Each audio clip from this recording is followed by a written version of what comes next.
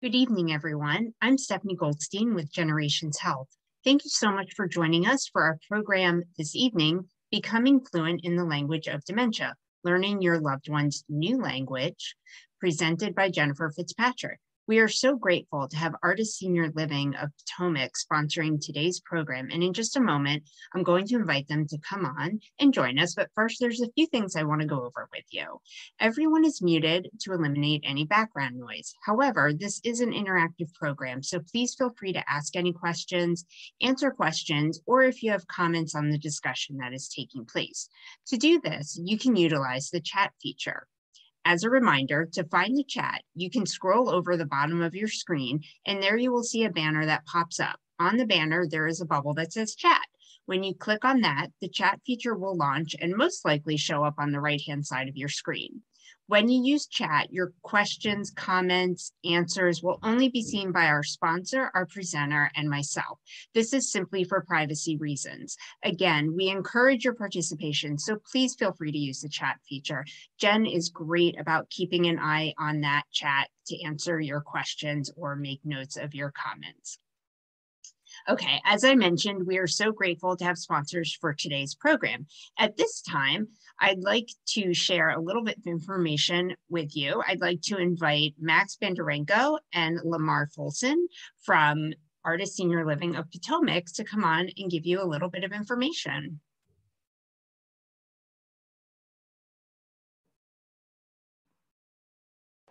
Hello, everyone, and thank you so much for joining our webinar this evening. We're so happy to have you all attend. We're from Artist Senior Living. I'm the Director of Community Relations, and my colleague Lamar is our Director of Marketing.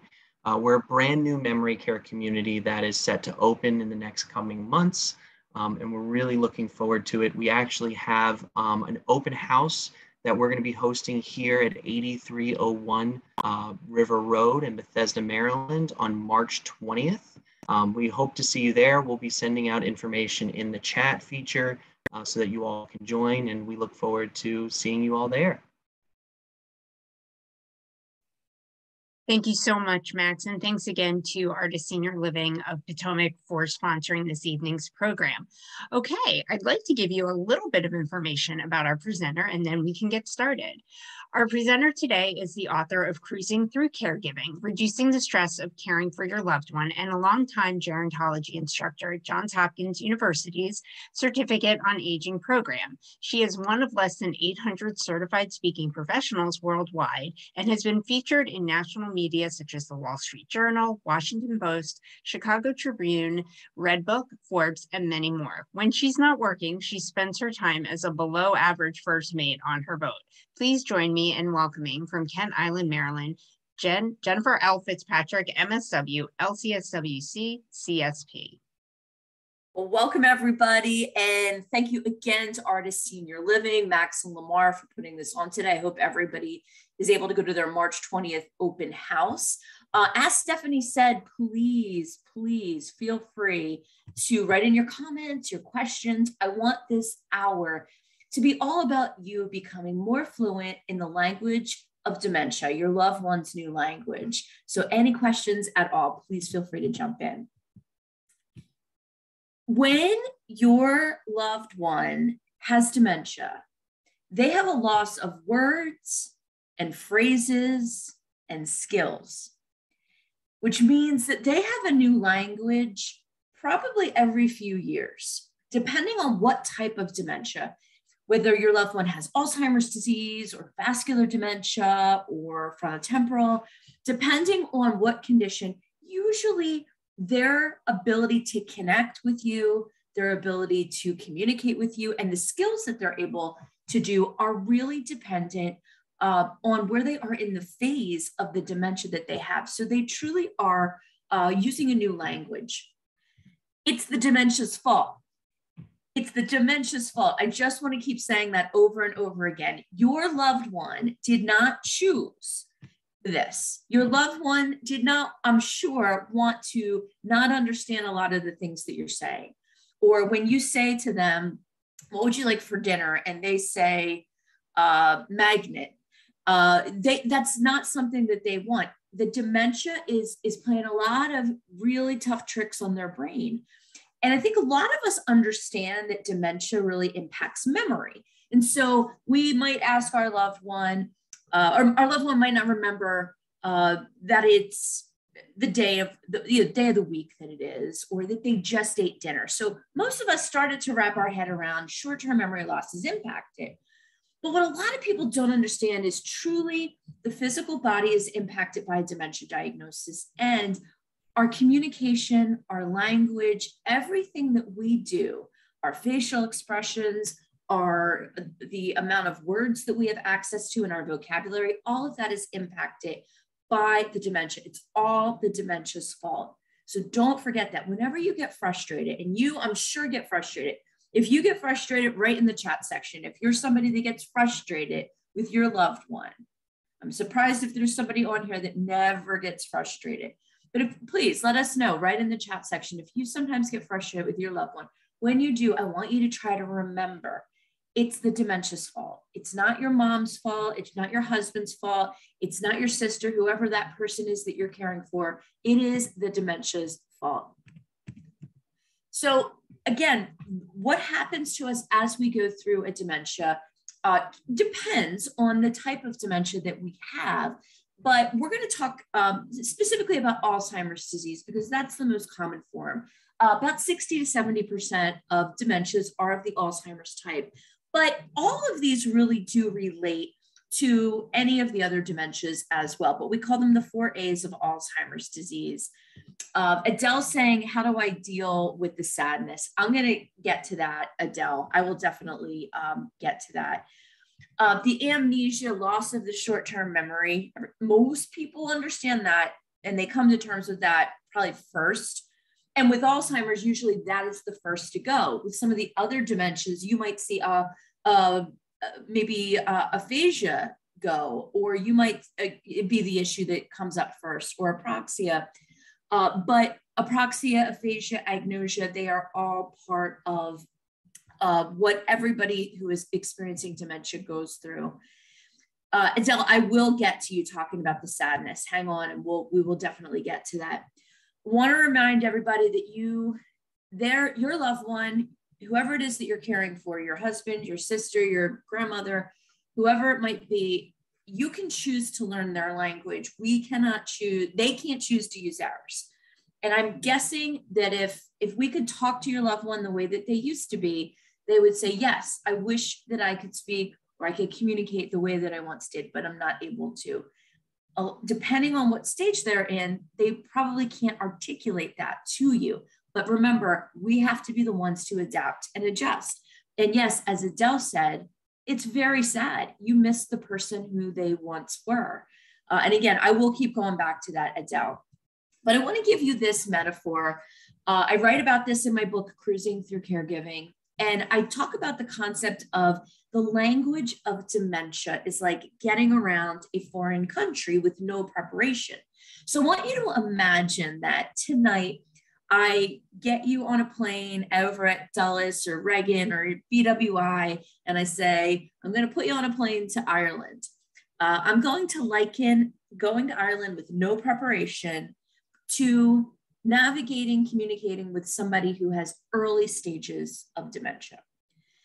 Same thing with our middle, the Italian flag. If I put you on an airplane to Rome tonight, and then you go on to a more rural area of Italy, I liken that, if you go with no preparation and you don't speak Italian, I liken that to trying to navigate communicating with somebody that you care about who's the mid stages of Alzheimer's.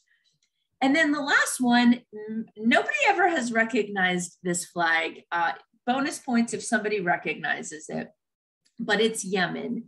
And that is, if we put you on a plane to Yemen tonight, I liken that very much to trying to navigate the later stage, the end stage of dementia.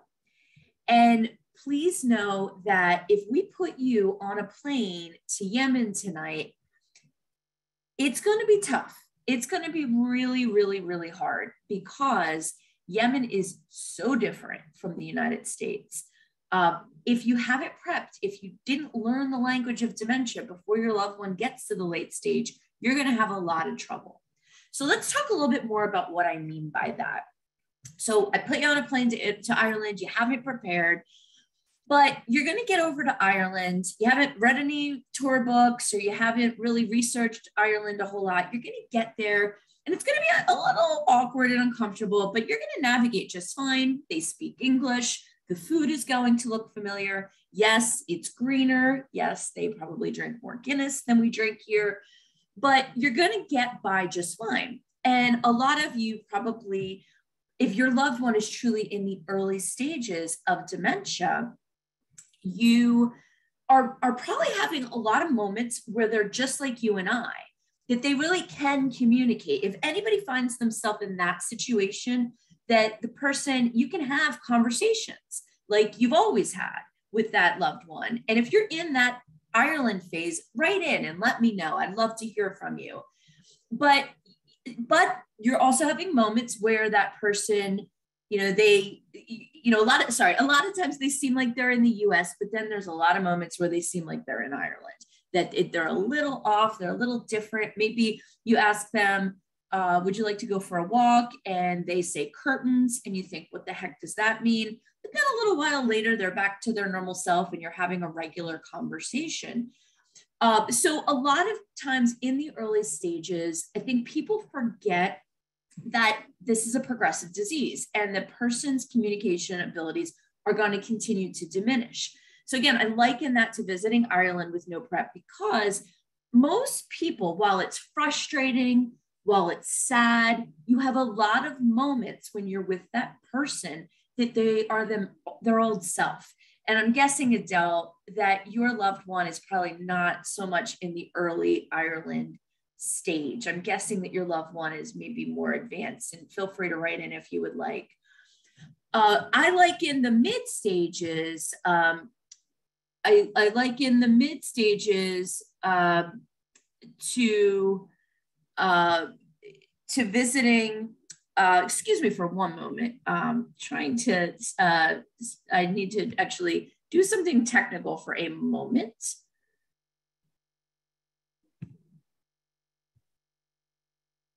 I don't know that I can do the technical thing that I'm being asked to do. Sorry about that.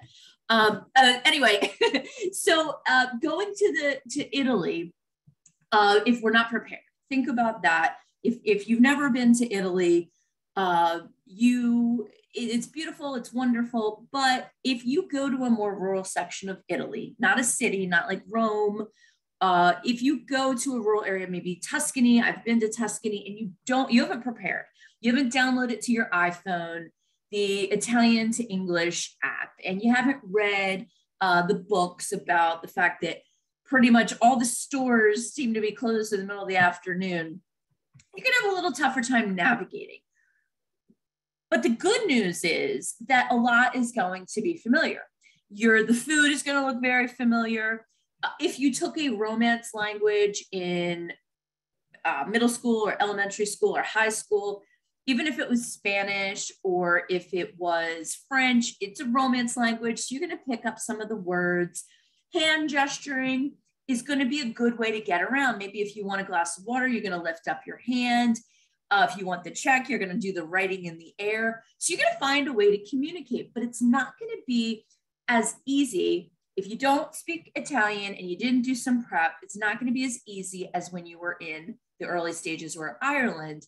So you really need to prep, because there's going to be a lot of moments. So, and I'm telling you from personal experience, when I went to Italy, I was super busy at work. I did not study anything. I didn't download the apps you were supposed to. I didn't read the Rick Steves books, didn't do any of it. And it was uncomfortable when we were in the rural areas. I felt, oh gosh, because a lot of people don't speak English. Of course, a lot of us think, oh, everybody speaks English. They don't, not in the rural areas. But for me, there was a lot of moments where I felt really comfortable. I could recognize items on menus. I knew how to say vino for wine, so that was good. But there was a lot of moments that everything felt really foreign. And this to me is very similar to what we experience when we're trying to communicate with somebody in the mid stages and we haven't really learned about it and we haven't done our homework. And that's what tonight, of course, is about.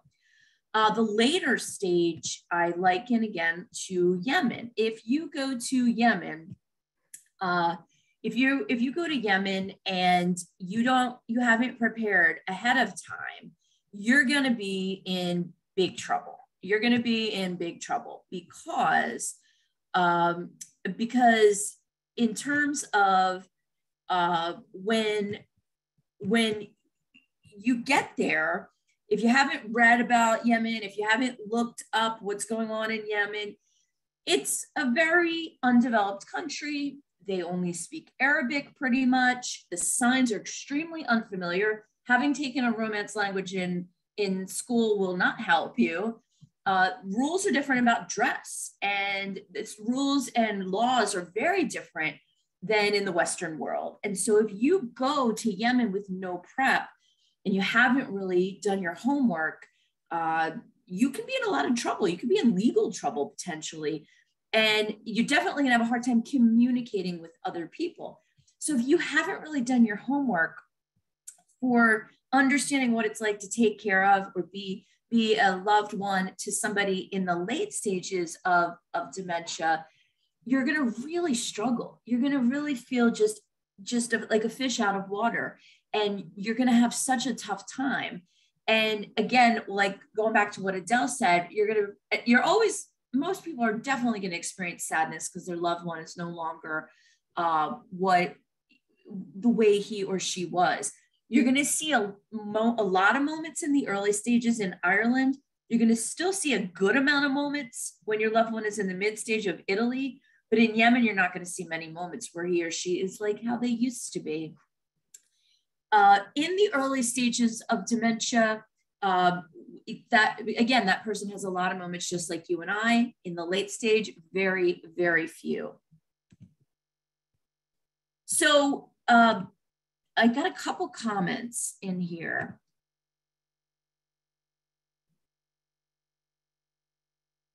So my mother is in the early stages. We have conversations and some missing words, but still has concepts. My issue is that she says she doesn't remember things like what came in the mail, but most times she comes up with the answer. Is it okay to ask questions? Pamela, I would like to invite you to tell me what kind of questions are you thinking of asking her? That's pretty important. Anne is writing in, and I see what they were trying to do. You want to turn, okay. Anne is, okay, so Anne, you want me to change your name? Juan Lamar's got it. Okay, I'm gonna go ahead and do that. So I'm gonna put your name down, Anne. Okay, there we go. So hopefully that's what the tech issue that was needed to be worked out. So let's back up for just a little bit. And I do want to encourage Pamela to share what kind of questions are you thinking of asking? Oh, okay. Things like what's in the mail? Did you get any phone calls? Things like that. So here is a great rule. You can ask the question. You can ask the question, but if your mom becomes upset or she's giving you an answer and it doesn't really make sense, or if she gets angry, or if she seems uncomfortable, if you're looking at her facial expressions and she seems uncomfortable, don't keep asking her the same question. I don't think it's ever bad to ask a question. I never think that that's a problem. Where we get into trouble is when we start beating the person over the head with the question. What's in the mail? What's in the mail? Come on, you know what's in the mail, or who called? That's when we have challenges. So Pamela, okay, good. I answered your question. She's in St. Louis, you're in Virginia. Got it. Great. So I don't think it's ever bad to ask her questions, but you want to do, I call it course correcting, pull back and just change the subject. Talk about the weather in St. Louis. Talk about if she likes to talk about football or baseball, or if she likes to talk about music, or if she wants to reminisce, all of that is great. But just I think for a lot of people, asking questions can be very intimidating and it can be very upsetting. Robert says, is there an average time that people transition from one stage to another? It really depends. And I know that that's a really lousy answer, but it's really true. Everybody goes through, depending on what condition it is, everybody goes through the stages differently. And I think one of the best ways you can try to determine what stage your loved one is in is just to sort of look at the scales. All of the dementias, not all of them, but most of the dementias, and Alzheimer's Association has a lot of great information on their website, alz.org. They are, I'm putting that in the chat section. They give you sort of signs and signals that this is probably where your loved one is. This is probably what's going on. Robert and Gretchen are asking also average length of time someone can live with advanced dementia. And I know, Robert, you're going to say, oh, what? She can't answer this either. I really can't. People sometimes live with a dementia for 2 years. Sometimes they live for 12, 20. It really, truly depends. And I think working with your doctor and saying, where do you think he or she is?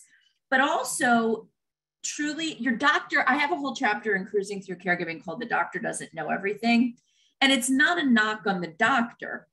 It's more, sometimes your doctor only knows so much. If he or she is only spending maybe 30 minutes or 15 minutes or an hour with your loved one every 6 months or every year, they might not know your loved one and how to place what stage they're in, as well as maybe some of the home care staff that maybe are helping you, or the assisted living staff if you're at a community like an Artist Senior Living. All of that is very, it's really very individual. It's really so, and I think asking, a lot of times support groups can be very helpful for that, talking to your peers. These are the behaviors, these are the skills that my loved one can still do. So let me talk a little bit about that. Denise says, my mother will sometimes notice when I try to change the conversation. She will make a snarky remark or attack me. Any thoughts on that? So Denise, I'm going to say something that's probably going to make people a little disappointed because they're going to say, don't you have anything better than that? But it's a little controversial. I think it's hard, but sometimes just maybe, oh, I'm sorry, Mom. When you change the conversation, I'm sorry. We can go back to talking what you want to talk about. Let her guide the conversation. And I know, and if it's something that's very upsetting to her, like if she's talking or focusing on something upsetting, what I find, if you try to change the conversation and she doesn't go for it and she gets mad at you, hold on, Denise, I'll answer that in a minute.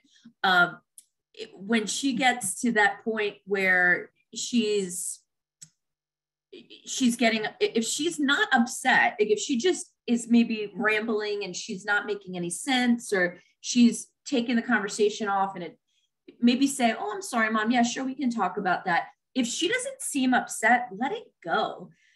Denise is asking, am I allowed to tell her she's being mean? I'm not going to tell you you're not allowed. Do I recommend it? I do not. Now, I used to be a psychotherapist.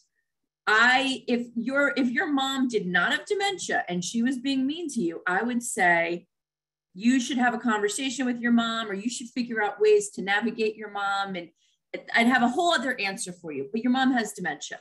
And so it's likely that she has impulse control problems that are creating issues for her that she can't hold back. I'm curious, Denise, if your mom was mean before she had dementia, because a lot of people have personality changes as they go through the disease process. Adele's saying her mom lived with dementia for 15 years, but you were blessed because she was kind, loving, not a wanderer. You really are blessed, Adele. That's not always the case. But Denise, if you want to tell us if your mom has always been mean, or if she has become a little bit more moody with the dementia, we'd love to hear about that. So what you can expect in the early stages, especially for Alzheimer's disease, what you're seeing is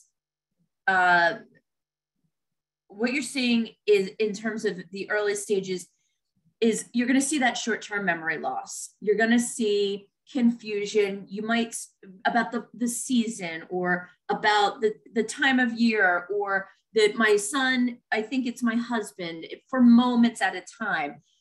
Mostly they're going to be okay physically. They're going to be able to dress themselves. Let's say you're picking somebody up for a big party and your loved one is in the early stages. The way their physical body skills, they're probably going to be dressed appropriately, but their clothing might be stained, or it might look like it just came out of the hamper. Or you might have a very good day where they look very polished. In the mid stages, if you pick that person up and they move into the mid stages, you pick that person up for a party, you might notice that still the clothing maybe is disheveled, but your loved one is maybe picked out something that maybe they've been wearing it for a few days. Maybe they haven't taken a shower, and especially if it was their norm to be really groomed, they didn't comb their hair.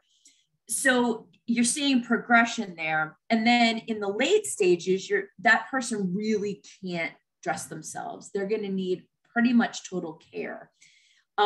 In terms of the more the communicativeness and the behavioral issues in the mid stage, just more and more trouble with word finding, more and more delusions and hallucinations. Like, I believe you're stealing from me. I believe you're cheating on me. I've worked with families where mom thinks the son is stealing her money. And sure enough, he's paying for her to be in the senior living community that she's in. He's surely not stealing her money. The son gets so upset because I don't want my mom to think I'm a thief. I would never steal from my mom. And what I always recommend is just say, oh, mom, I'm so sorry. I'm so sorry you're upset. And a lot of times it works. It de-escalates the situation. It doesn't always work, but a lot of times it really does. What doesn't ever work is getting into a tug of war, getting into a power struggle with your loved one. And that's why I was saying to Denise, telling her she's being mean when she has dementia is probably going to turn into a power struggle. And you really, there's no winner. And then in the late stages, very few words, very little vocabulary left. A lot of communication here is really being done with gesturing. A lot of it is being done facial expressions, smiling. Your facial expressions mean a lot during the entire course of the early, the middle, the late. We want to try as much as possible not to be frowning.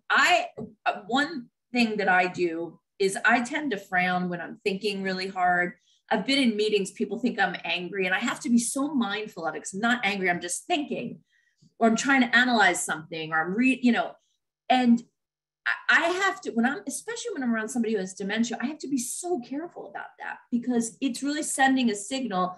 They are reading into everything that's on your facial expression, all of your tone of voice, but even in the early stages, the mid stages, but especially in the late stages. Communicating in the late stages, in the early stages, they're going to probably be saying, can I please have a glass of water? Now, sometimes they might not be able to get the words out. In the mid stages, occasionally they might be able to get out the words, may I have a glass of water? But more often, we're going to be cueing them and putting a glass of water in front of them. In the late stages, no, that we will have to anticipate what their needs are. So we're going to talk we got a couple people writing in. Okay, Denise is saying she's always been narcissistic, wanting to be the smartest person in the room, wanting to get all the credit, but the emotional abuse has ratcheted up as her illness has progressed. Okay. So I'm going to shrink you for a minute, Denise. I've been a therapist. I'm going to tell you what you need. I would recommend strongly that you go to a support group or find yourself a good psychotherapist. And if you don't have one already, and remind yourself that, and I'll tell you, Denise, sometimes as the disease progresses, we do truly, I've seen this happen many times. I bet that Max and Lamar have seen this happen, where somebody who behaves like, Denise says vodka, question mark. We want you to have a therapist, a support group, vent to your friends, but also the other thing that I'm going to say, and I actually, Denise, I would like to ask you, does she live with you? Is she at a community? I'd love to know a little bit more about your circumstance so I can give you a little bit better of advice. But let's talk about mistakes we make in a foreign country. Having our ticket with us, maybe not dressing properly for the weather, not making reservations, maybe not making an effort to understand the culture, the customs of the country that we're visiting, not pacing ourselves when we're doing a tour. We wind up with our feet hurt, or maybe like Denise was bringing up vodka, maybe having too many drinks because we're on vacation. Now, how do we make mistakes in dementia fluency? Just like visiting a foreign country, a lot of us have made mistakes. Being a tourist, we make mistakes. For example, reality orientation. Telling mom she's being mean, if she's truly in the early stages, if you can honestly say that, sometimes it can be helpful to say, Mom, you're hurting my feelings, being real. Or if mom says, oh, I'm not going to say mom, I'm going to say, if my husband says, oh, it's 4th of July, and you say, oh, actually, sweetie, it's still winter. What I'm saying here, in the early stages, you can try that, but if they push back, you've got to pull back. You have to course correct. You do not want to get into a power struggle. But a big mistake is people not only do the reality orientation in Ireland in the early stages, but they do it in the mid stages and the late stages where it really has very little chance of working. Yes, do people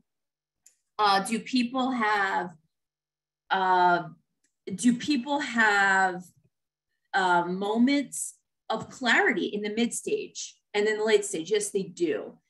But unless they introduce, I think you just have to be really careful. You don't want to push a reality orientation agenda.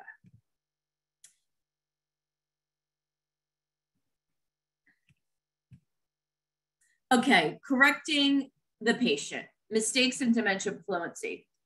When you find yourself, your loved one is saying to you, calling you by your son's name, and you're their husband, and you're saying, oh, I'm your husband. You can try it once. You can remind them, hey, I'm John, I'm not Toby. That's fine. But correcting more than once, you're going to get into a power struggle. And again, the further down the disease process that it gets, the worse that it is. Correcting the person when they try to leave, maybe they're trying to wander, they're trying to walk out the front door, and saying, no, we're not going to go outside. I know that maybe it's freezing, maybe it's ice cold. It's so weird this time of year in the mid-Atlantic, isn't it? It was like such a beautiful day today. But when it snows, we don't want them going outside. We certainly don't want them going outside alone by themselves. But saying no is nobody likes to be hurt. I hear no, nobody does. If you do, please tell me, write in.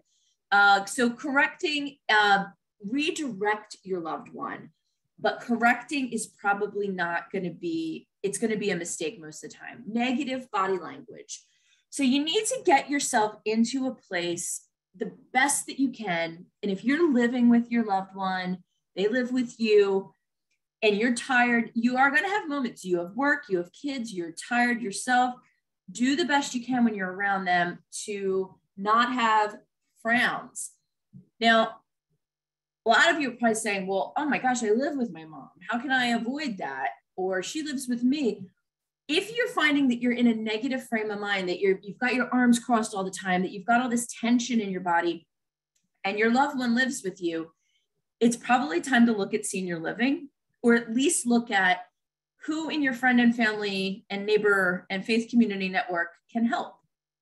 Who is home care, or something that you might want to explore. But if you're tense all the time, it's not going to be good for you. It's not going to be good for them. Yeah, Adele's saying learning how to redirect is making life easier. Folks, it seems to me that we've got a lot of Lamars on here tonight. I am not going to be able to go in and change everybody's name, unfortunately. I'm sorry about that. So feel free to write in your name if you have a question. Denise is back saying her mom is in a continuing care, retirement, independent living, rapid decline with cognition. She says she wants to move to Maryland, but we've been told to avoid relocating her until she transitions to assisted. It's probably, I think that probably makes some sense, Denise. I don't think that's crazy. But Denise, why I wanted to ask you where your mom was living, because if you were living with her, truly, I was going to tell you, you probably need more help. I think you're able to limit contact with her. I know you're her daughter. I know you love her, even though she's a challenging mom, but I think she's probably not somebody that you and she should maybe see each other every day. I'm wondering if it might be time to pull back a little bit on the visits. I don't know. If you're up there every week for 2 days, 3 days at a time. But anyway, I just wanted to throw that out there. That's why I wanted to know if she was living with you. Not to getting to know the individual patient. Now, what do I mean by that? You're saying, well, of course I know this person. They're my mom, they're my husband, they're my grandmother, my aunt. Listen, here's the thing with that. You know who he or she was before the disease, and that's great. You know that they loved Motown or classical music or baseball or art or gardening. All that's great. And that helps. That definitely helps for you to try activities with them, try ways to connect with your loved one. But you also have to get to know who your mom or your grandmother or your husband is now. What do they like now? A lot of people get really hung up on, my husband sits in the chair and the newspaper's upside down. If he doesn't seem distressed about it, and you think, my husband has a PhD, he's so smart, he would never do that. If he seems comfortable, don't bother him about it. That's his norm for right now. He's enjoying the ritual of just sitting with the newspaper. If it's not bothering him, don't worry about it. Yes, you want to know who your loved one was before, but you also need to get to know and accept who your loved one is now. Another mistake is raising your voice volume if your patient is not, your loved one is not hearing impaired. A lot of times we think part of dementia fluency is being loud, and it's really not. Dementia fluency is about a pleasant tone of voice, a pleasant facial expression, looking your loved one in the eye, redirecting him or her rather than telling them no. But raising a voice is something a lot of people do, and a lot of it, I think, comes from frustration. But if that person is not hearing impaired, it generally does not work well.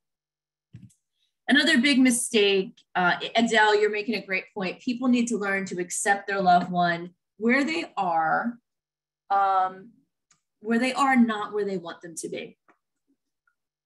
And Adele, you did it for 15 years, but there's a lot of people on here this evening who have not done it for 15 years, and they're learning. And what we want for them is keep coming to events like this. Keep coming when Max and Lamar invite you. Keep attending. Go see their community. Go to the support groups. I bet they're going to probably have a support group at some point in the community, or they can recommend a good support group. But get the support you need. I'll tell you, talking to an expert like myself or all the other experts that you might be working with, doctors, is great. It's wonderful. But at the same time, it's very, very important to hear from peers, hear from other people who have a loved one that has dementia too, because that'll help you to accept them. There's going to be people in a support group, and there's virtual support groups now, which is wonderful, but there's going to be people in the support group that are going to say, oh gosh, I remember I was where you are 4 years ago. And then you eventually will be the person, and I bet you there's people on here this evening, you'll be the person in the support group that are guiding somebody in a year saying, oh, I was where you are in a year. And that really makes a lot of us feel good. Another mistake is using only verbal. You got to abandon the idea that it's all verbal communication, because as the disease progresses, their ability to understand you goes down, your ability to understand them goes down. Their vocabulary is constantly dwindling.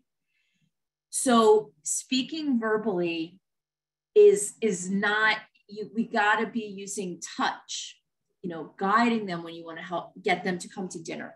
Yelling across the house, it's time for dinner, is probably not going to work if that person is in the mid stage and later. And sometimes even in the early stage, it doesn't work.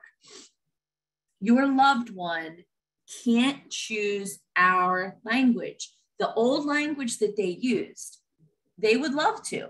I'm sure they would love to be able to communicate the way that they used to. We have to be the ones to make the effort. Yeah, Michelle says, brain is broken, heart is not. Walk in their journey where they are in the moment. Oh, awesome. Max is saying their next support group is the 28th of February, 6 to 7 p.m. That's awesome news, Max. Remember, the person with dementia needs to love and touch. Adele, such a great point. They know something is wrong and they feel extra lonely inside. Great point, Adele. So remember that most of us consider ourselves reasonable people. I very rarely encounter someone who says, oh, I'm typically an unreasonable person. But your loved one can't use rational thought and reasoning as the disease progresses. And so part of being dementia fluent is not trying to convince them of facts. They're dealing more with feelings than facts. So try not to use reason. Remember that your loved one can't reason. Part of dementia fluency is also and in Cruising Through Caregiving, I have a whole chapter that your loved one is a grown-up. He or she is an adult, but a lot of their language skills are going to be childlike. If they want your attention, they might pull your arm, or they might cry if they're hungry, especially as you move toward the later stages. And this is why we want everybody to be looking at all the resources out there, the support groups, the home care opportunities, the assisted living like Artist Senior Living, all the services, everything that's out there, and arm yourself with the information. So if you are taking care of somebody you love at home, you have resources that you can turn to. It becomes much, much more harder in the later stages, and not just the dementia fluency, but it's physically laborious because your loved one maybe can't get to the bathroom, is incontinent, isn't able to dress himself or feed himself.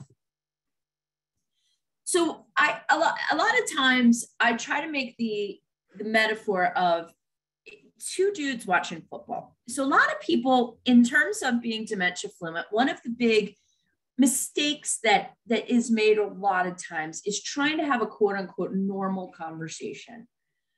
So sitting around talking about your favorite TV show and talking about, my husband and I just recently finished up Downton Abbey. I don't know if anybody watched that. And we would have these big conversations, and I've had big conversations with my sister. And if I had a loved one with dementia at the moment, I would really, and they liked Downton Abbey, maybe they'd watched it years ago and they wanted to talk about it. And I would think it would be fun to do that. It's probably not going to go on very long or very well unless they're having a particularly good day. Another thing people, one of the things I see a lot is, oh gosh, my mother has dementia and she gave the best advice. If I ever had a problem with one of my kids, or if I ever had a problem with my job, she always gave great advice. And now I really can't, we can't talk like that. And I know that that's a huge loss.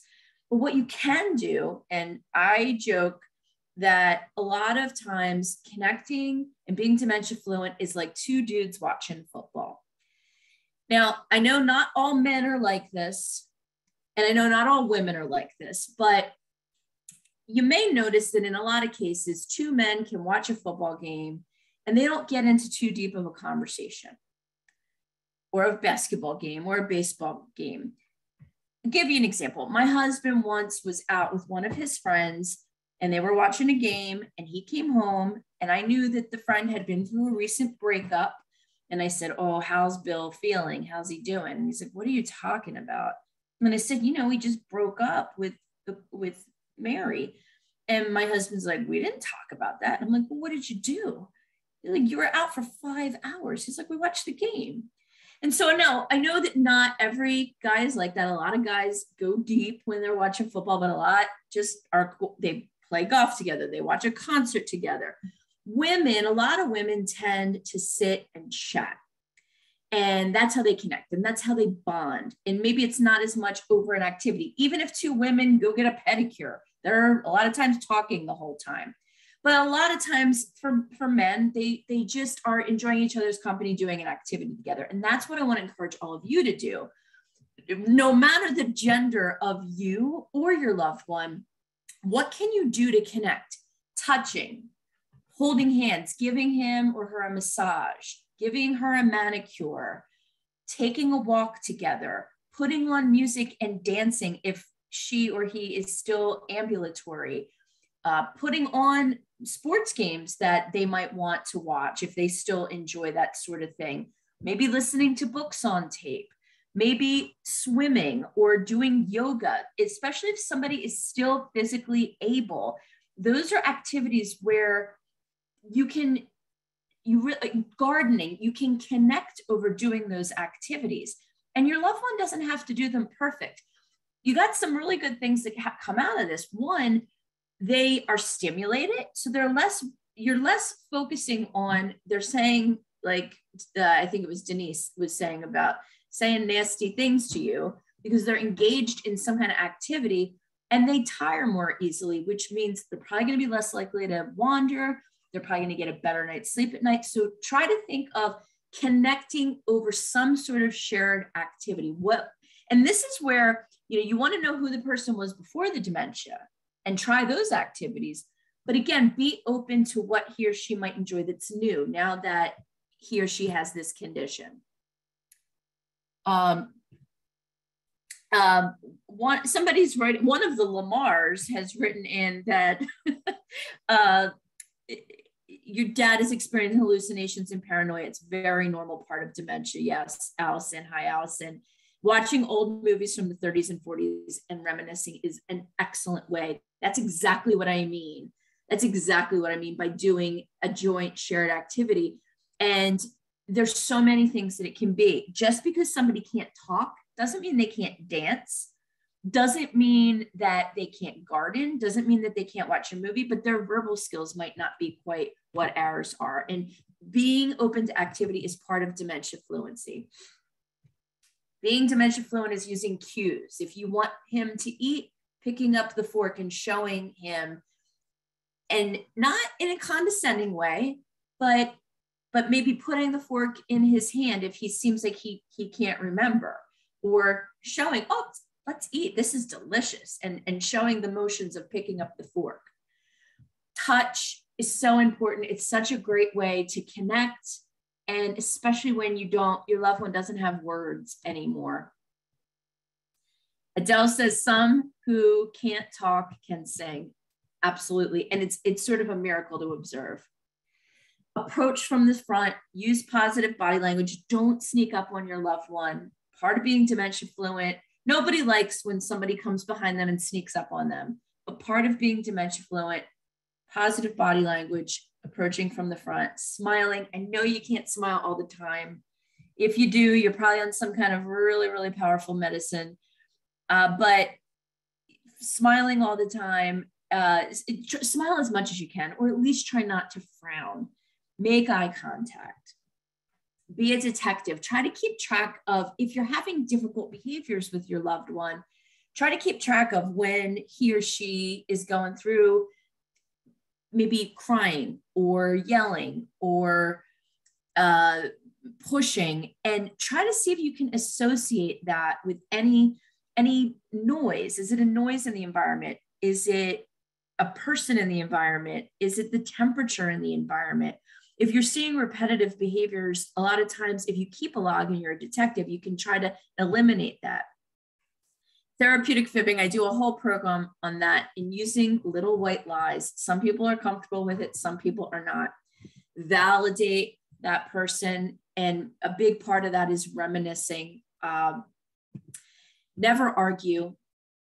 Arguing is fine when somebody's brain works properly. Your loved one's brain is not working properly. You don't want to get into a power struggle. You don't want to get into a tug of war with your loved one. Don't argue with them.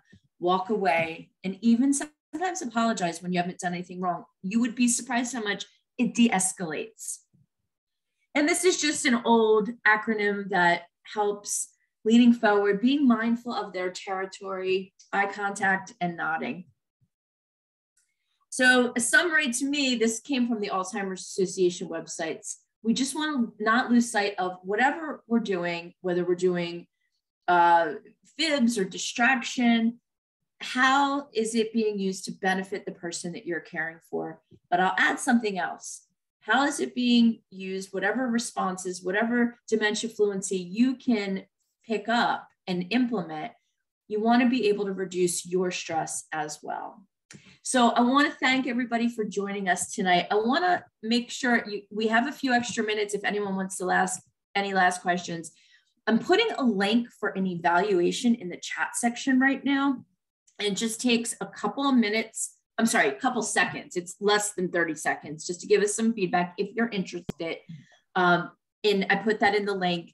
And we'll keep the chat open, but I'm going to turn it back over to Max and say thank you so much for joining us this evening. And thank you to Artist Senior Living for sponsoring. Thanks so much, Jen. So the real Lamar's here. I apologize for any confusion that may have caused with the names and everything tonight. I just wanted to thank everybody for giving us your time and coming to join us on this webinar. And as we mentioned in the chat, we'll be sending out some information on our upcoming support group on the 28th of February and our open house on March. So thank you all for attending, and I hope you all have a great evening.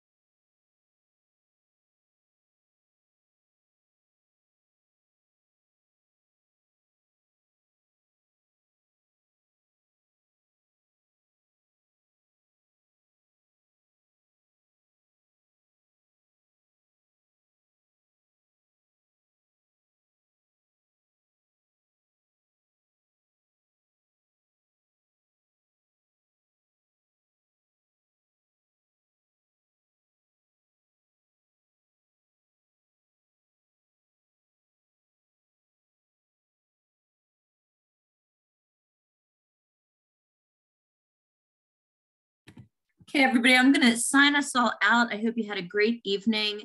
And if you have, I know Max is going to be in touch with everybody with information about the open house and support group. But if you need him in the meantime, feel free to give a call over at Artis. And actually, he just put some information and the support group information.